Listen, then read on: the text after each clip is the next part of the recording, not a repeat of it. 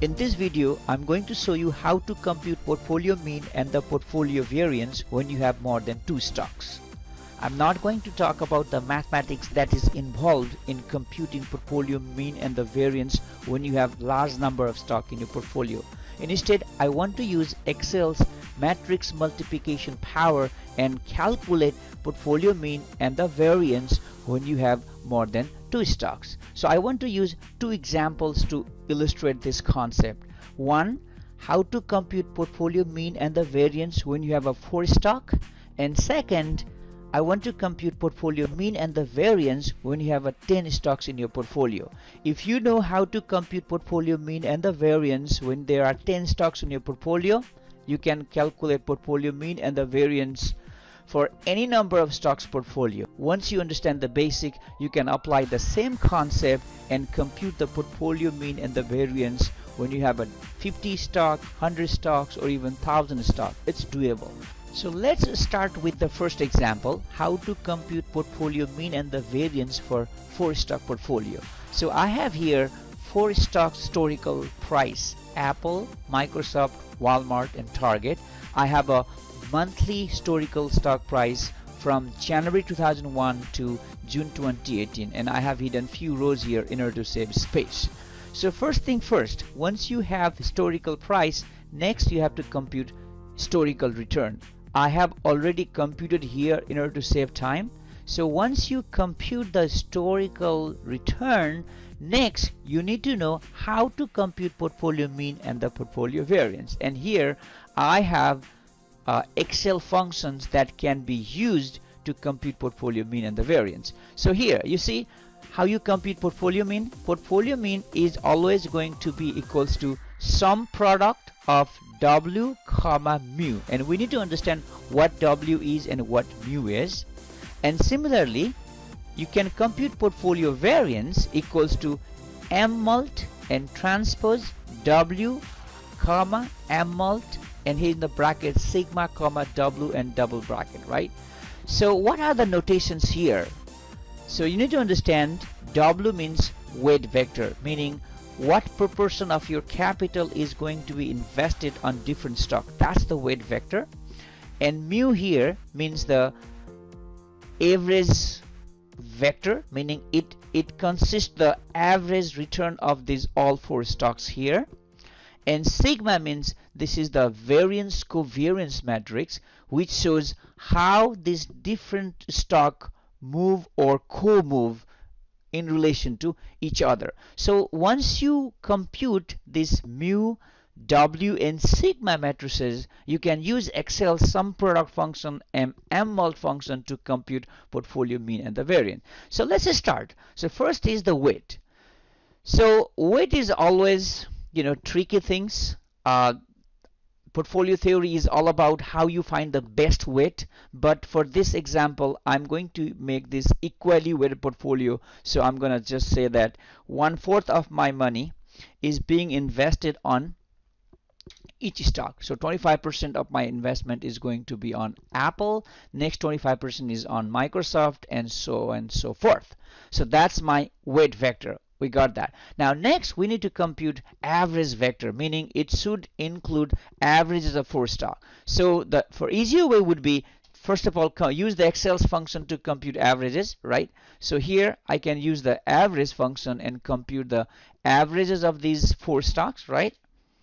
And you can drag it to the right and then Control C, you can copy and you can right click on the top, right, and then paste spatial, and you can do transpose and paste values in normal format. So now we have the historical average matrix as well. So second matrix is done. Now we need to know variance covariance matrix and how to compute variance covariance matrix. And for some of you it might be new, but Excel has a function that can help us to compute variance covariance matrix. And if you don't know, I have listed here the steps, step 1, 2, 3, and you can use that step in order to compute the variance covariance matrix. In order to compute variance covariance matrix, click on data and click on data analysis. So once you click on data analysis, it takes you to the window. It has different functions that you can use, but we are going to use covariance function here. So select that and click on OK. So once you click on OK, now you have a window and you have to provide different inputs. So first one is the data range, meaning which data are you going to use to compute variance covariance matrix. And in our case, we want to use the historical return for this four stocks, right? So click on this arrow and select all the return, including the name that I have here. Make sure that you are not selecting the last row here, which has the average, which I just completed, right? So once you make that selection, and I would like to choose the levels in the first row because I have the name on the top, and you can choose not to have it. And next option is output range. Where do you want to output the data? Meaning once it computes the variance covariance matrix, where do you want to put it, right? So I want to put it here, so I select that, and once you make all that selection, OK, and now I have the variance covariance matrix. But the funny thing about this Excel's function is that it just gives you the lower triangular matrix, so it doesn't give you the upper triangular matrix.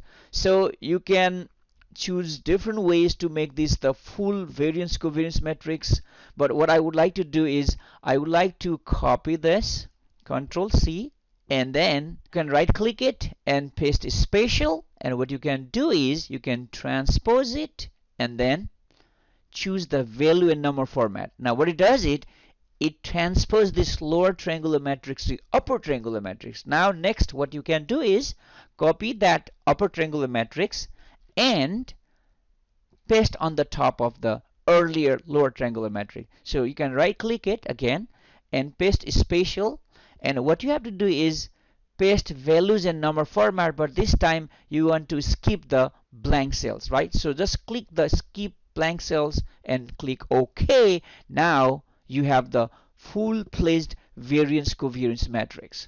All right, so what this matrix tells is each element in the variance covariance matrix tells you how the stock, these two stocks, move each other. If the positive number, that means two stocks move in the same direction. If you find any number in this variance covariance matrix negative, that means the two stocks move in the opposite direction. So now we have all the input we need in order to compute portfolio mean and the portfolio variance. Remember, we needed the weight vector, we needed the average vector, and we needed the variance covariance matrix, right? So once you have that, now you can compute portfolio mean, portfolio variance, and portfolio standard deviation as well. So in order to compute portfolio mean, look at the functions I have. Sum product, right? So it's going to be equals to sum product, right? Sum product, and now see here, weight vector. So you need to weight vector, comma, your average vector, and bracket close, enter. That gives you the portfolio mean. Now you want to compute the portfolio variance, and it's a little bit tricky, but you can do it. So that means here mmult, right, which means matrix multiplication, and bracket close. Look at here, transpose of the weight vector right here, right, transpose, and comma mmult, again the matrix multiplication, right? And now you have variance covariance matrix comma the weight vector, right? So you're gonna choose that variance covariance matrix comma your weight vector, right? And then bracket close. So once you close your bracket, and look at here, don't hit enter, it gives you the wrong message. So what you have to do is Control Shift and enter. So once you hit this Control Shift Enter, it gives you the portfolio variance. And once you have the portfolio variance, you can easily compute portfolio standard deviation, which would be the square root of the portfolio variance, right? Yes, that's it. With this, you can compute portfolio mean, variance, and portfolio standard deviation. I want to make one point clear here, that your average vector should be exactly the column right here, the one column vector. So that's why my average is like the column vector. Similarly, your weight vector is also a column vector, and my variance covariance matrix is a square matrix. So make sure that you have arranged the data in this format, and once you have the data arranged in this format, you can easily compute portfolio mean, variance, standard deviation as well, right? Now let's go and compute the portfolio mean, variance as well as the standard deviation when you have a 10 stock. So here I have 10 stocks: Apple, Microsoft, Walmart, Target, Wells Fargo, JP Morgan, Tyson, Monsanto, ExxonMobil, and Chevron. Again, I have a monthly historical price from January 2001 to June 2018, and I have hidden few rows here. So again, first thing first, right? You need to compute the return. So I have already computed the return in order to save time, so you can calculate the return, right? So once you compute this historical return, now you have to go and compute the matrices that are required to compute portfolio mean and the variance. Keep in mind, we need average vector, weight vector, and variance covariance matrix, right? So once you have these three matrices, you can use the sum product and mult function and compute the portfolio mean and the variance. So let's go and compute the weight vector first. Again, how to compute weight, what weights you want to give, that's all up to you, because choosing the optimal weight is always the most difficult task in portfolio theory, but this is not what we want to talk here. I want to say here 1/10 of my capital is going to invest it on Apple stock, and I want to drag this for the other stock, which means this is equally weighted portfolio. I'm going to put 10% on each of these stocks, so that I'll have all 100% invested on the 10 stock. So next is compute the average vector, right? So what I want to do is I want to compute like average of each of these 10 stocks as I did earlier, right? And then paste there. So once I compute for one, you can drag this little box to the right and it computes the averages for all of the 10 stocks. So you can do Control C, and then on the top you can right click and paste spatial, and you can choose values and number format and transpose. What it does is it transposes your row vector into a column vector. Now you have your mean vector as well, right? Now next is to compute variance covariance matrix. Again, how we are going to do, we're going to use Excel's function.